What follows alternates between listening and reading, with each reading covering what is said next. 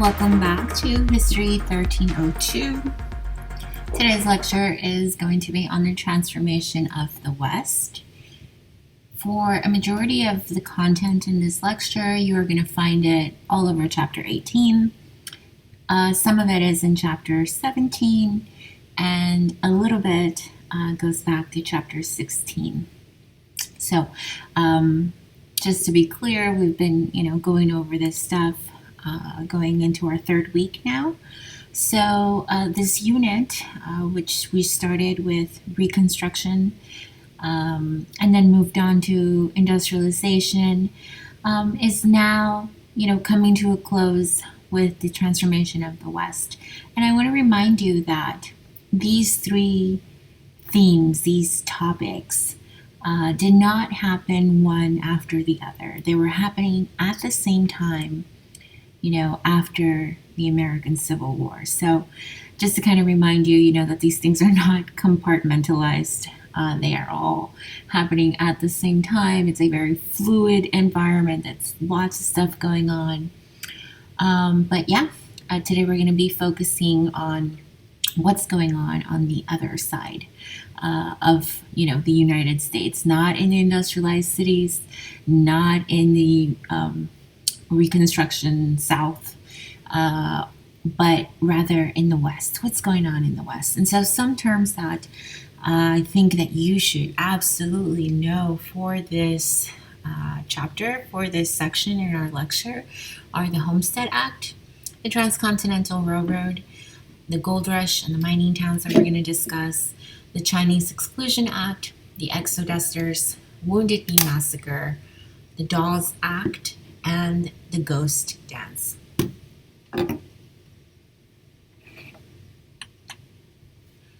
So I want to begin by sort of talking a little bit about what's going on in the United States, at this time period specifically. And I want to kind of, begin by showing you this map right here, which illustrates the growth of the United States.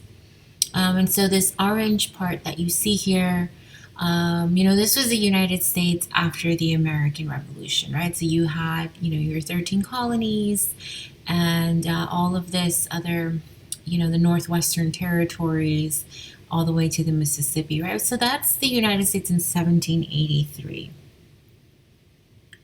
Very quickly after that, the United States continued to grow. In fact, with Thomas Jefferson as president, the United States literally doubled in size with the Louisiana Purchase in 1803.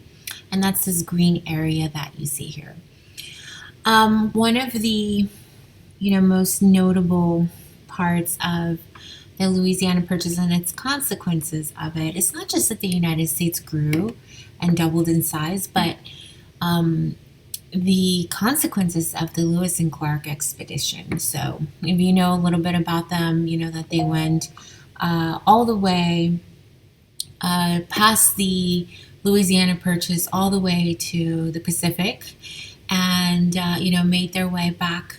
And when they wrote about what they saw and, the different kinds of animals and Native American tribes and everything, the landscape, the natural resources, those writings, those journals, those articles that they wrote, they really captivated the imagination of the American people.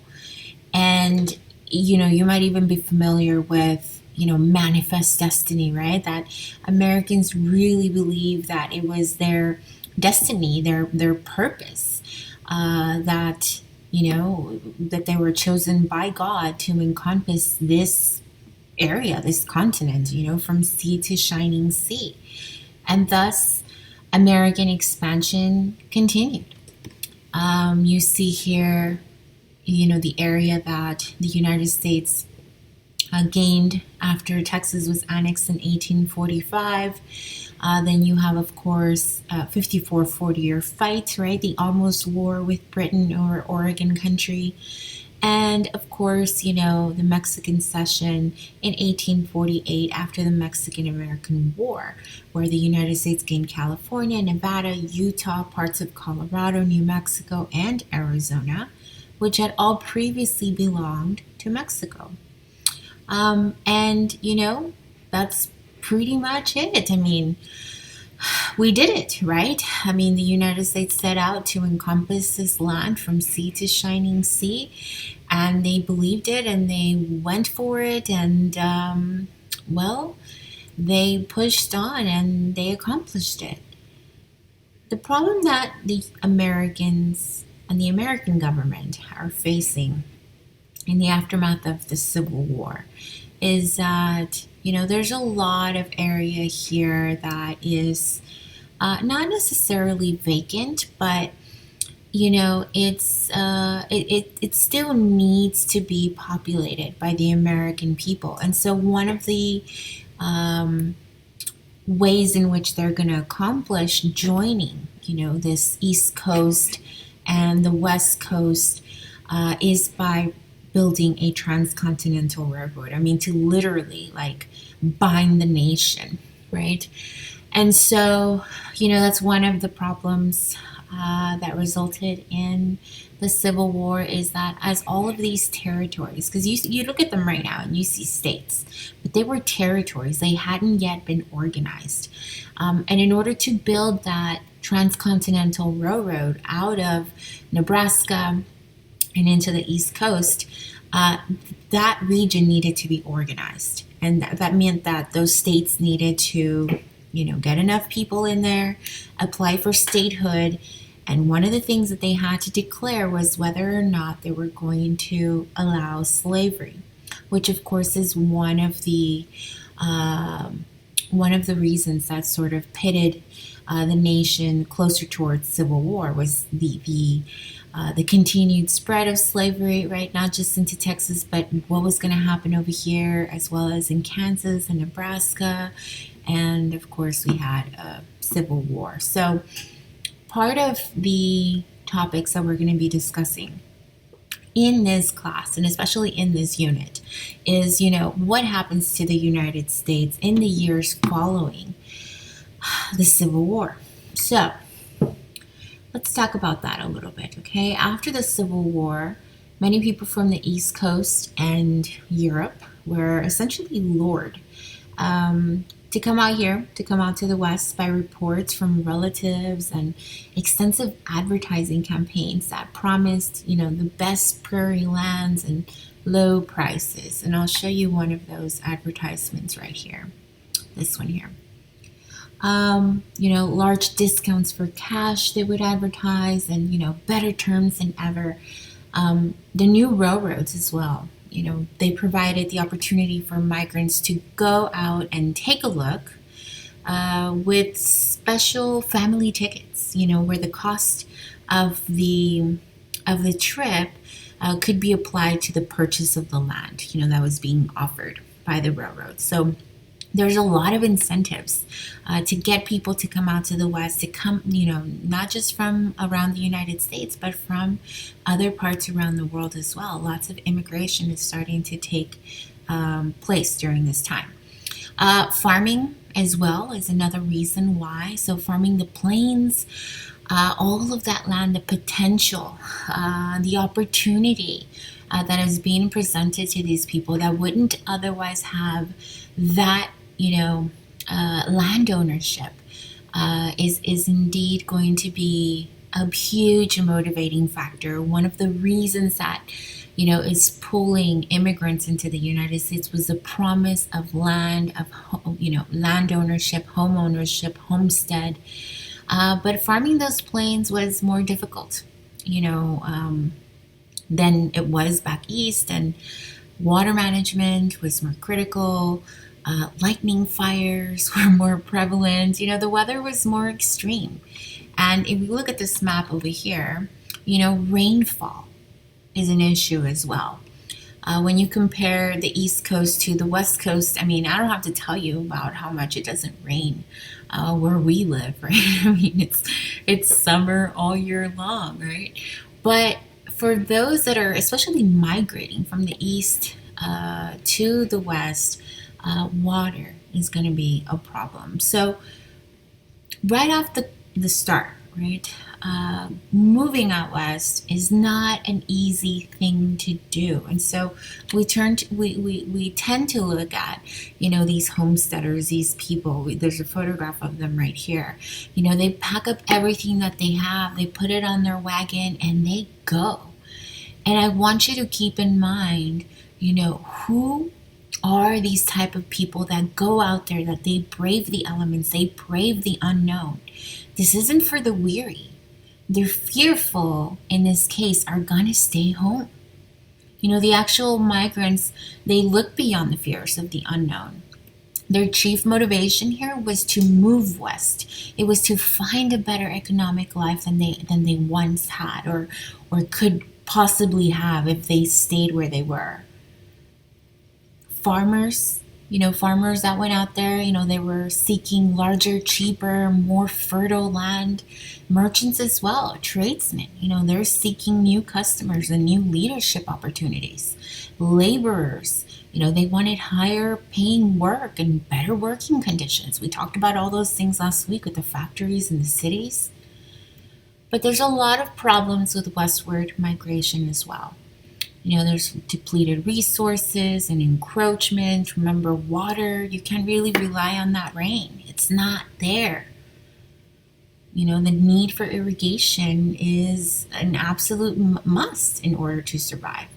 And so what's going to end up happening here is the government is going to step in to conserve and preserve water resources. They'll create national parks and conservation areas. And then also, unfortunately, with the government's intervention, it's going to cause a lot of friction as well, especially with those populations that were already there. Because remember, just because this area is new to Americans, it doesn't mean that the area was vacant or that it was empty or that it wasn't already previously established with other folks. Primarily Native Americans, but also Hispanics, right? Remember that the Spanish had colonized this area everywhere from Florida to Texas, obviously Mexico or New Spain and into South America, but they came all the way to California and New Mexico and Arizona. I mean, they were already there. And so in this lecture, we're going to talk a little bit about some of the problems, some of the conflict that arise as these communities, Hispanic communities, as well as Native American communities, what happens when they come in contact with Americans, either moving through the land that they're occupying, or in the case of Texas, these Tejanos, all of a sudden, they're no longer Mexican citizens, but now American citizens, and must learn a new language and adapt to the new laws that are being presented before them. So we'll get into all of that in a little bit. I just wanted to kind of introduce what we're going to be talking about today. Okay, so let's talk about the reasons why people are moving out west during this time. Right? There are three major reasons why, major incentives why people are moving out west.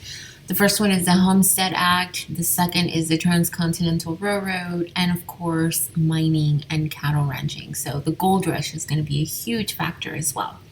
Let's talk about the Homestead Act first. Okay, the Homestead Act was signed into law by President Abraham Lincoln.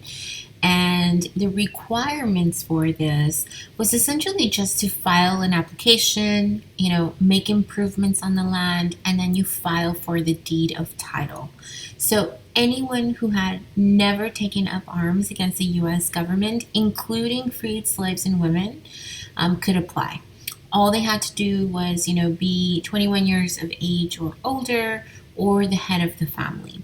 They could file an application, claim a federal land grant, and I think they got like 170 acres, which is, it's a lot of land for almost nothing. There was also a residency requirement. So the applicant had to live on the land for at least 5 years and show evidence of having made improvements. And so, who is going to take advantage of this? It's going to be immigrants, it's going to be farmers without their own land, single women, and former slaves. They could all qualify. The only people that could not were Confederate sympathizers. So remember, as long as they had never taken up arms against the U.S. government, they could apply. And so if you fought in the Confederacy, you couldn't take advantage of this. Now, to kind of put things into perspective, between 1862 and 1934, the federal government granted 1.6 million homesteads, and they distributed about 270 million acres of federal land for private ownership. So we're talking about 10% of all the land in the United States was distributed this way. So this is a huge reason why people are going to move west. If they don't have that land opportunity, if they don't have, their own property, and the government is practically giving it away with very few requirements, of course, people are going to go. But another reason as well why people go is because of the Transcontinental Railroad. And so again, this one goes back to 1862. Congress authorizes the Transcontinental Railroad. But again, to put things into perspective, when Lincoln was shot in 1865, there was only about 35,000 miles of railroad lines in the United States. Most of them were in the north. The Transcontinental Railroad was so costly, it was so expensive, that it required government subsidy. So it required the government to essentially pay for it in order to get it built. In 1862, the government began advancing these loans, these liberal loans and massive land donations to two railroad companies.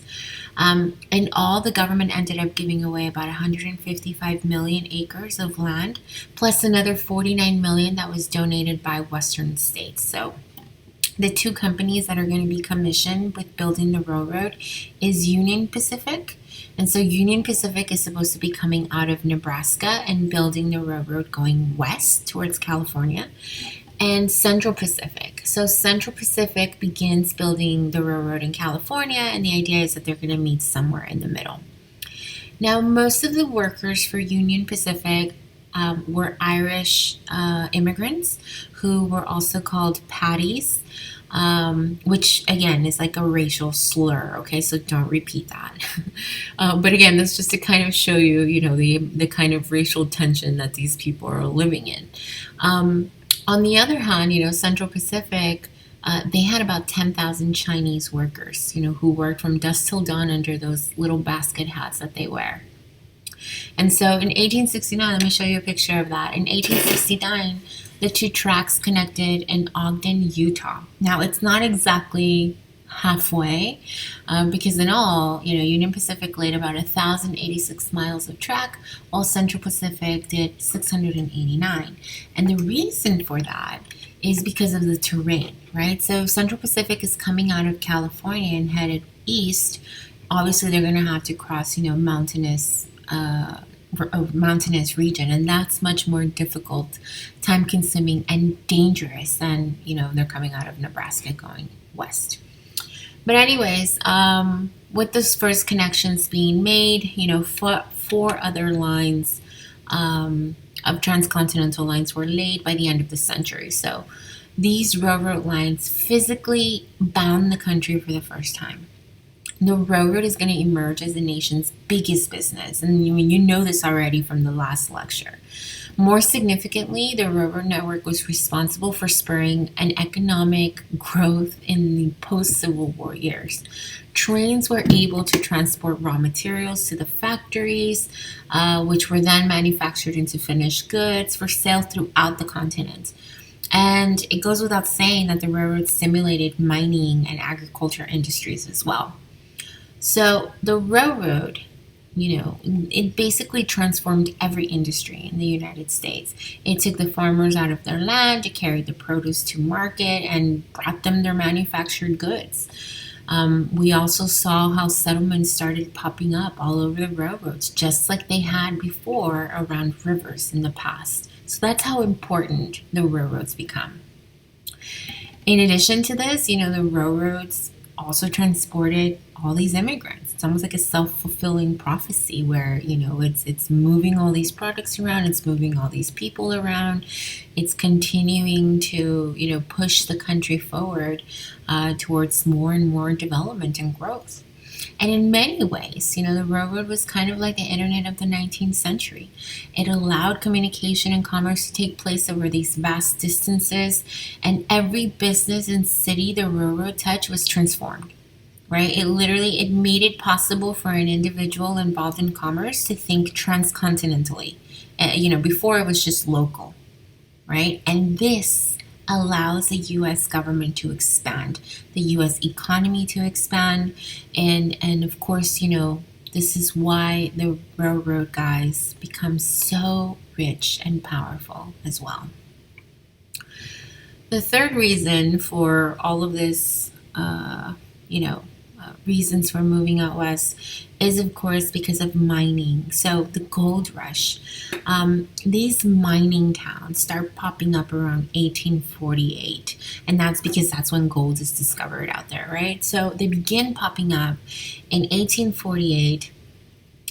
Any hint of a strike brings swells of miners into the area almost immediately. But when there's an actual strike, what ends up happening here is like there's a creation of these very ethnically diverse boom towns.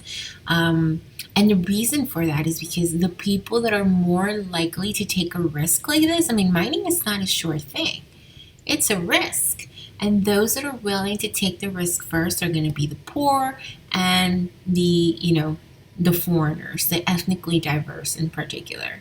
And so when those boom towns are created almost overnight, what that means is that these become some of the most ethnically diverse communities in America. Even more diverse than the big cities, because these are little towns. And you've got Native Americans and Hispanics and African Americans and all kinds of Anglos and Chinese and, people that speak different languages, and they have different cultures and religions, and they dress different and they look different. And yeah, that's good, but there's also a lot of discrimination and a lot of racial tensions as well.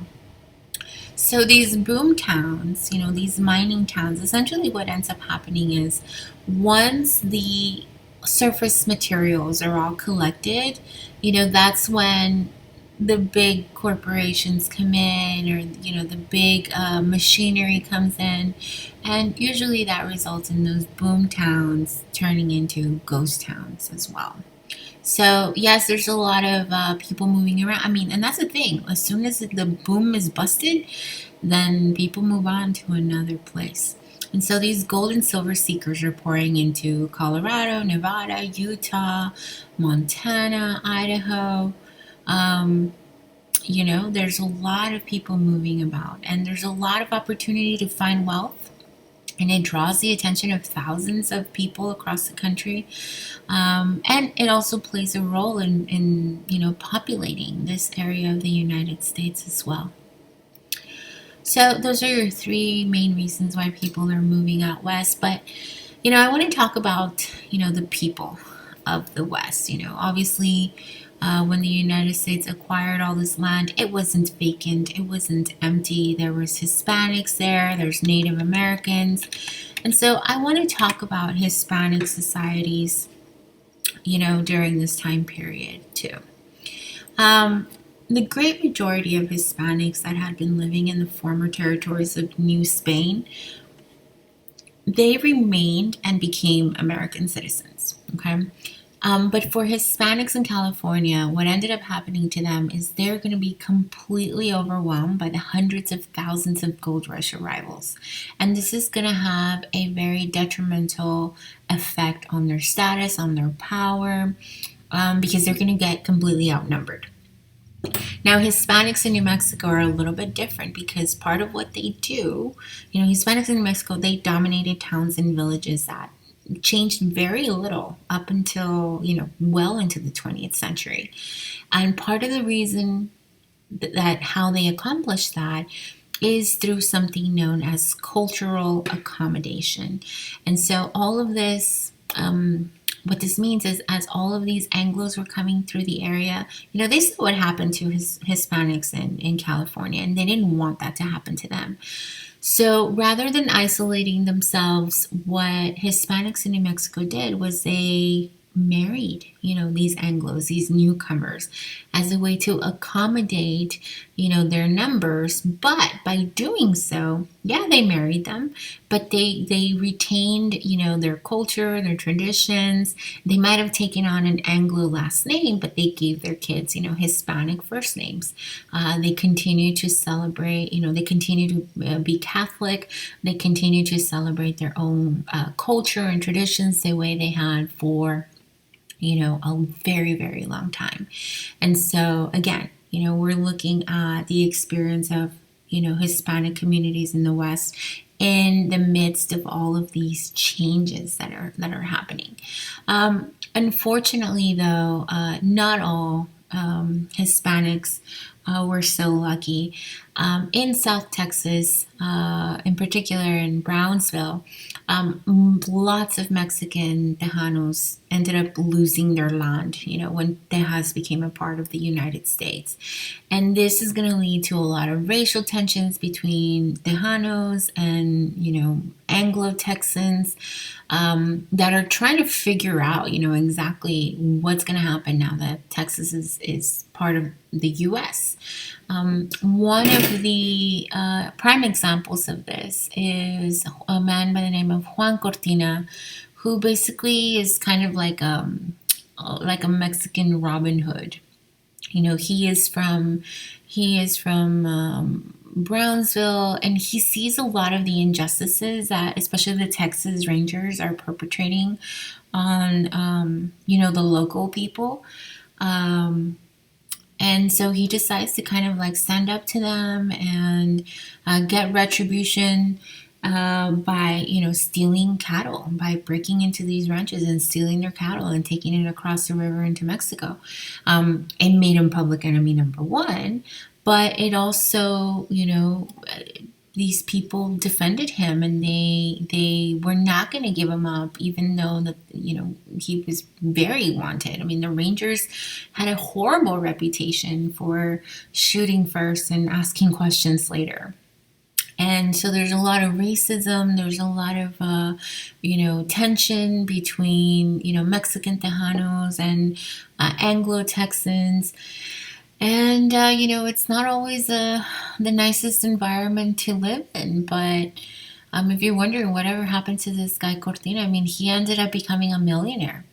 And the Rangers never got him. They never got him. He ended up becoming, a politician in Mexico, very highly respected. But around these parts, it started a war, the Cortina Wars, where they might not have been able to get Cortina themselves, but they went after his associates, and they charged them with crimes, and they treated them really badly. They had public, executions and stuff like that. I mean, they're trying to send a message, but they never got their hands on him. So lots of racial tensions as well. And if you even look at the history of Laredo, the area that we're in, I mean, the whole reason why Nuevo Laredo exists is because, people that lived here in Laredo that didn't want to be a part of the United States, they simply went across the river, and they wanted to continue being Mexican. And so, the history here, it's all ties back to this. And, it's just kind of interesting how people forget that, like, if it was always, a part of the U.S. And it wasn't. This area wasn't empty. It was full of people, Hispanics as well as Native American. But we'll get to the Native American bit real soon. I want to talk quickly about the Chinese. Oh, wait a minute. Let me talk about the exodusters before moving on. Because this for sure, I'm going to ask you about it on the test. Exodusters are former slaves who are leaving the South and moving to California, for the gold rush, or moving out west to take advantage of the Homestead Act. Okay. So if you look at their numbers, right, we're talking 4,000 moved to California, another several thousand move out west to take advantage of the Homestead Act. Their numbers are not as great when we compare it to the numbers of immigrants and, all these other people that are moving about. And the reason for this is, okay, we know that they can apply for the Homestead Act. So why isn't there more of them? And so I want you to think about the environment that African Americans, these former slaves, are in the wake of the Civil War. We're talking Reconstruction. Why don't they go? If they're being promised, 170 acres of land, and I mean, it's a huge opportunity. I mean, you tell me right now, you give me 170 acres to move out to a ranch out in the West, I'll do it. But why don't they? And I want you to think about what's going on with former slaves in the South. Why can't they go? Well, because they're stuck doing sharecropping jobs, or they're stuck doing jobs for very little wages. Remember, what's going on in the South during Reconstruction is essentially the subjugation of African Americans, right? They are being treated no different than when they were slaves, right? The whole system is designed to keep them down, to continue oppressing them, to take away their ability to take care of themselves and to make these decisions that would have positive impact on their lives and the lives of their families. And they can't do that. And that's part of the reason why those numbers are not bigger than they should be. So again, this goes to the higher, argument that I was trying to make at the beginning of all of this, is that all of this is happening at the same time. Reconstruction, industrialization, the transformation of the West. This is a huge country, and there's a lot of people that are being impacted by the decisions that the federal government makes at every level, whether it be local or national. When it comes to the Chinese, by the time we get to the 1850s, Chinese workers had already migrated to the United States, first into the gold mines, but, they were also taking agricultural jobs and factory work. Of course, they're instrumental in the building of the railroad. But as more and more Chinese immigrants come to the United States, the strength of anti-Chinese sentiment grew as well. And the reason for this is, American workers, essentially, they resent Chinese workers because they're different, they look different, they speak a different language, they have a different culture. They resent the fact that they're taking their jobs or that they're affecting their wages. They don't like the fact that, Chinese are not assimilating, they're not learning English, they are not, trying to look like other Americans or American people living in the United States. And so this results in a lot of violence, a lot of racism, a lot of discrimination, to the point where the U.S. government essentially has to intervene. They recognize that there's a problem here with racial tension because of Chinese immigration.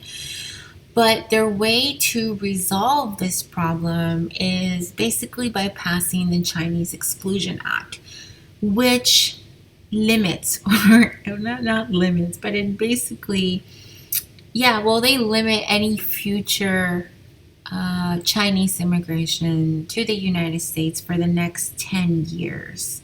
Now, like I said, as these numbers continue to grow, the number of Chinese laborers continue to grow, the government is going to step in and say, okay, you know what? In order to take care of this problem, we're not going to allow any more Chinese to come in.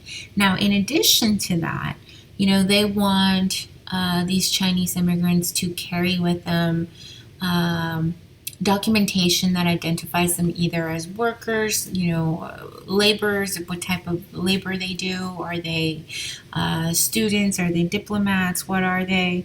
And furthermore,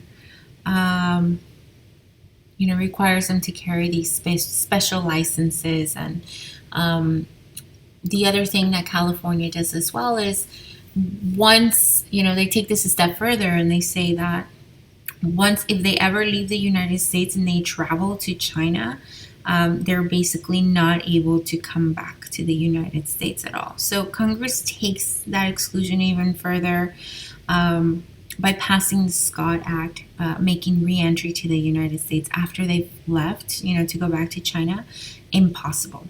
And the Chinese government tried to stop that. They took it as a huge, huge insult, a direct insult to them, but they're unable to do anything at all. So, this isn't the last time that the U.S. is going to limit immigration.